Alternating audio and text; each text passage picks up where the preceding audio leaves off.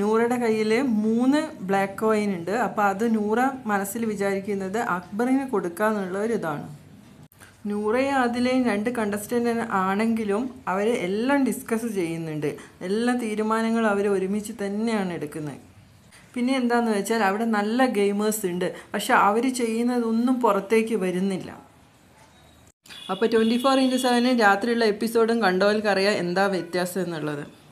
ശരിക്കും പറഞ്ഞാൽ അവിടെ നല്ല ഗെയിമേഴ്സ് ഉണ്ട്, പക്ഷെ അവരൊന്നും പുറത്തേക്ക് കാണിക്കുന്നില്ല. അപ്പോൾ അതിൽ കുറച്ച് ആൾക്കാർ മാത്രമേ സ്ക്രീൻ സ്പേസ് ആയിട്ട് വരുന്നുള്ളൂ. ഇപ്പോൾ അനീഷ്, അനു, അങ്ങനത്തെ നൂറ, ആദില ഇവരൊക്കെയാണ് കൂടുതൽ കാണിക്കുന്നത്. അപ്പോൾ അനീഷിൻ്റെ കാര്യം എടുക്കുകയാണെങ്കിൽ അനീഷ് നല്ലൊരു ഗെയിമർ തന്നെയാണ് കേട്ടോ. ഏറ്റവും ബെസ്റ്റ് എന്ന് ചോദിച്ചാൽ അനീഷ് തന്നെയാണ്. പിന്നെ അനു വന്നപ്പം കരച്ചിലായിരുന്നു, ഇപ്പം കരച്ചിലൊന്നുമില്ല, അതൊക്കെ മാറി നല്ല ബോൾഡായി നിൽക്കുന്നുണ്ട്. അപ്പോൾ അത് അനുവിൻ്റെ ഒരു കണ്ടൻ്റ് ആണെന്ന് തന്നെയാണ് തോന്നുന്നത്. അല്ലാതെ ഈ അനുമോൾ അവിടെ ടാസ്ക് ഒന്നും വിൻ ചെയ്യുന്നത് കണ്ടിട്ടില്ല.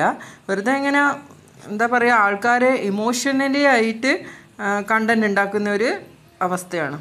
അപ്പോൾ മലയാളി പ്രേക്ഷകരൊക്കെ ഇമോഷന് ഭയങ്കരമായിട്ട് ഒരു ഇത് കൊടുക്കുന്ന ആൾക്കാരാണ്. അപ്പോൾ അത് വെച്ചിട്ടായിരിക്കും അനുമോൾ ഗെയിം കളിക്കുന്നത്. ആ ഗെയിമാണ് അവിടെ കളിക്കുന്നത്. പിന്നെ അവിടെയുള്ള ജിസേൽ, അക്ബർ, ഷാനവാസ് ഇവരൊക്കെ നല്ല ഗെയിമേഴ്സ് തന്നെയാണ്. ബിന്നിയൊക്കെ നല്ല ഇൻ്റലിജൻറ്റ് ഗെയിമർ തന്നെയാണ്. കുത്തിത്തിരിപ്പ് എന്നൊക്കെ പറയുന്നുണ്ടെങ്കിലും നല്ല ഗെയിമറാണ്. പക്ഷെ ബിന്നി അവിടെ ചെയ്യുന്നതൊന്നും പുറത്തോട്ട് വരുന്നില്ല. അതാണ് അവിടുത്തെ കുറച്ച് ഭാഗങ്ങൾ മാത്രമേ കാണിക്കുന്നുള്ളൂ. അത് ഈ അനീഷിനെയും അനുമോളെയും നൂറ, ആദില ഇവരൊക്കെ ആണ് കാണിക്കുന്നത്. അപ്പോൾ പ്രേക്ഷകർ കാണുന്നത് അവരെ മാത്രമാണ്.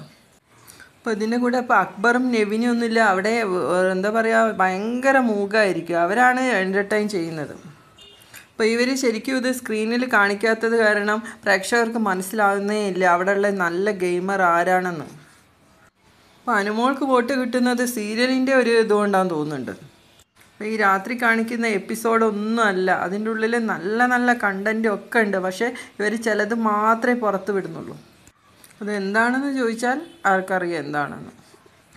പക്ഷേ അനീഷ് ഒരു കോമണറായിട്ട് വന്ന ഒരു നല്ല കണ്ടസ്റ്റൻ്റ് തന്നെയാണ്.